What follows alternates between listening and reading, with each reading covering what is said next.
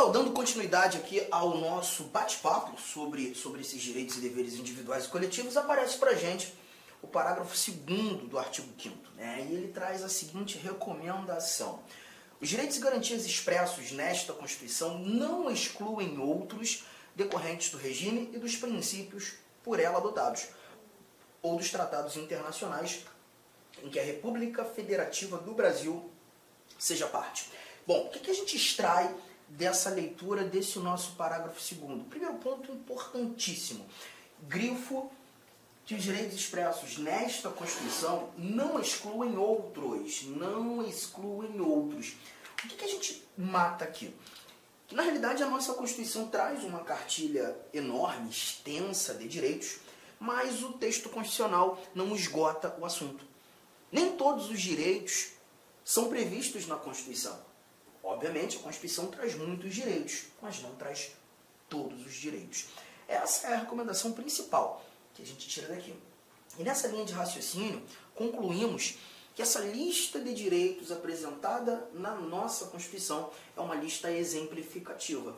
Não devemos entender a lista como uma lista taxativa ou, em algumas provas, assim examinadores apontam, uma lista exaustiva, ou até mesmo quando num perfil, né, mais criterioso, questões num campo, uma complexidade maior, uma lista de números clausos. Não, nada disso. Não é taxativa, não é exaustiva, não é uma lista de números clausos. Anotei. A nossa lista de direitos é uma lista exemplificativa. Lista exemplificativa de direitos. Tá? E a ideia de ser uma lista exemplificativa é que, ó, não taxativa, não, deixa eu colocar aqui melhor, não taxativa, não exaustiva, nada disso. É justamente entender que outros direitos podem ser agregados a estes apresentados na Constituição. Interessante que na leitura, na complementação da leitura, o Constituinte diz que os direitos e garantias expressos nesta Constituição, eles não excluem outros decorrentes do regime e dos princípios por ela adotados. Obviamente, o Constituinte, quando desenhou a nossa Constituição, quando formulou essa literatura constitucional, o Constituinte apresenta para a gente, né, um regime democrático, garantidor de liberdades. E a gente falou muito sobre democracia, né? A nossa democracia participativa, a nossa democracia representativa, quando estudando os princípios fundamentais dessa linha de raciocínio. Novos direitos podem ser agregados à Constituição, oriundos muitas vezes de emendas constitucionais. Todavia, quando da pretensão do Constituinte derivado reformador, aquele que altera a Constituição por meio de emendas constitucionais, há de se respeitar os princípios previamente adotados pelo Constituinte originário. Há de se respeitar o nosso regime democrático. Então a ideia é, novos direitos podem chegar por meio de emendas constitucionais. Um bom exemplo está aqui, ó. Se eu voltar aqui o nosso slide, eu tenho um inciso 79. E nesse inciso 79, nós temos que é assegurado nos termos da lei o direito à proteção dos dados pessoais, inclusive nos meios digitais.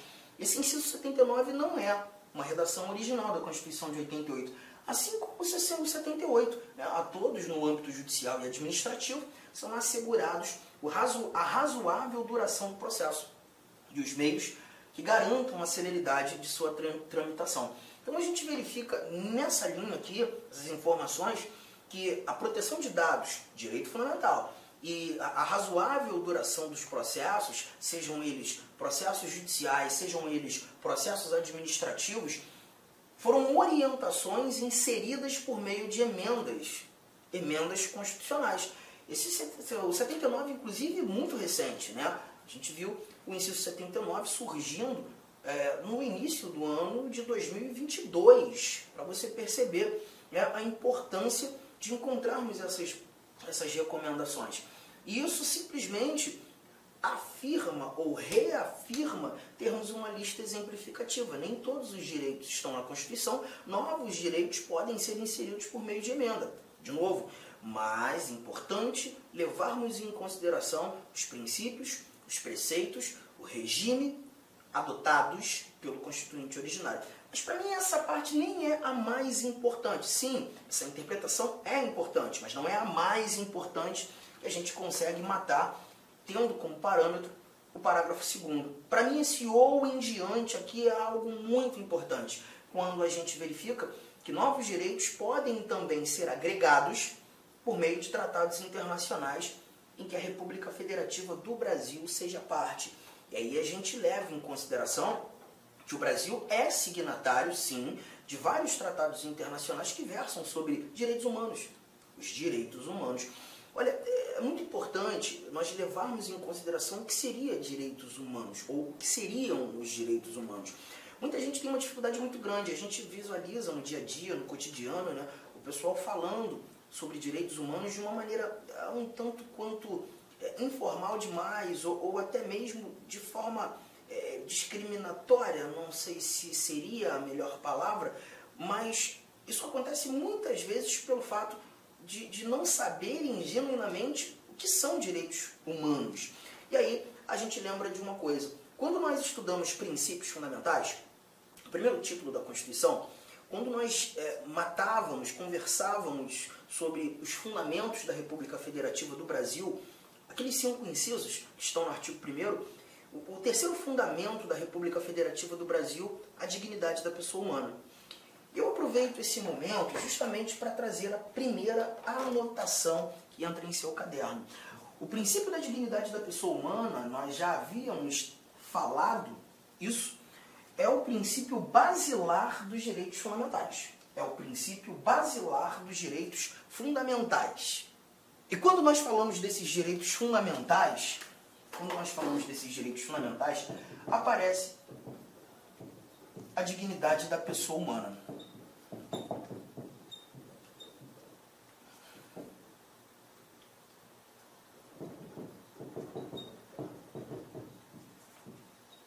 Bom, vamos lá, vamos entender isso aqui. Tá? Direitos fundamentais são desdobramentos do princípio da dignidade da pessoa humana. Só que eu também preciso te mostrar, te dizer que os direitos humanos também se apresentam como desdobramentos do mesmo princípio da dignidade da pessoa humana. Então, preste bastante atenção. Vou ter que trazer um exemplo, né, de um ato internacional muito importante nessa conjugação. Por exemplo, quando nós falamos... Oi, alô? Ah, então beleza. Tá, show de bola. Obrigado, irmão. Valeu.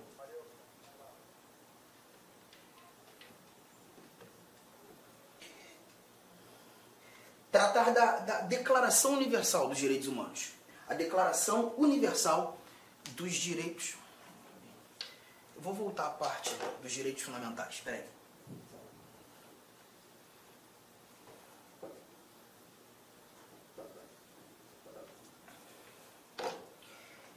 E tendo como parâmetro os direitos fundamentais, fazendo esse link, a dignidade da pessoa humana, qual é a relação? Direitos fundamentais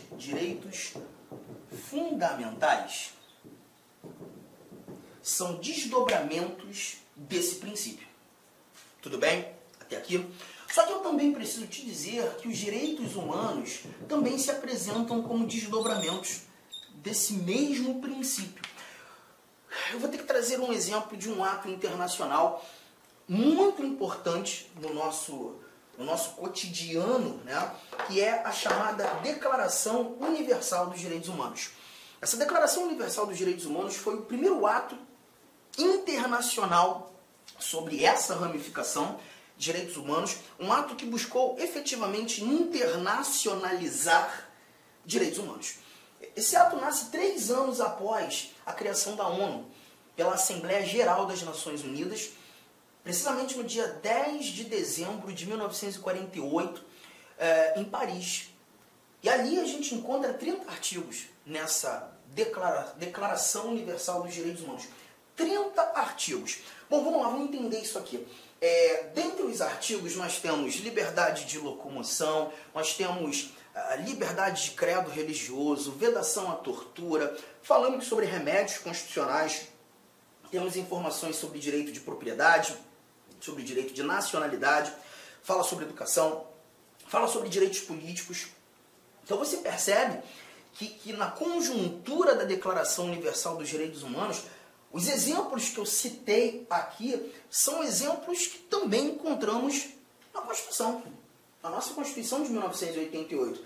Aí alguém poderia dizer, então você está querendo me dizer que a Declaração Universal dos Direitos Humanos teve como parâmetro os direitos fundamentais apresentados na nossa Constituição? Não, ao contrário. Os direitos fundamentais traduzidos no nosso texto constitucional, que na realidade tiveram como parâmetro a Declaração Universal dos Direitos Humanos e alguns outros tratados internacionais que versam sobre a matéria. Perceba, tratam do mesmo conteúdo, ambos desdobramentos do mesmo princípio, o princípio da dignidade da pessoa humana. Então não há diferença? Há diferença, mas a diferença não está no conteúdo, na matéria. A diferença, ela está na aplicabilidade, porque quando tratando dos direitos fundamentais, nós verificamos aplicabilidade nacional. Aplicabilidade nacional. Os direitos fundamentais são apresentados em constituições e terão aplicabilidade no território daquele determinado Estado soberano. Os direitos humanos, por sua vez, já apresentam para a gente aplicabilidade universal. Então a gente está verificando aqui facilmente que nós temos na realidade desdobramentos do mesmo princípio, mas com aplicabilidades distintas. É por isso que tratados internacionais versando sobre direitos humanos podem agregar valor aos direitos fundamentais apresentados na nossa Constituição. Isso mais uma vez, ratifica a ideia que a nossa lista de direitos prevista na nossa Constituição não é uma lista taxativa, não é uma lista fechada, não é uma lista exaustiva, é uma lista aberta, é uma lista exemplificativa. Bom, fizemos essa correlação, né? E aí me aparece o parágrafo 3º do nosso artigo 5º.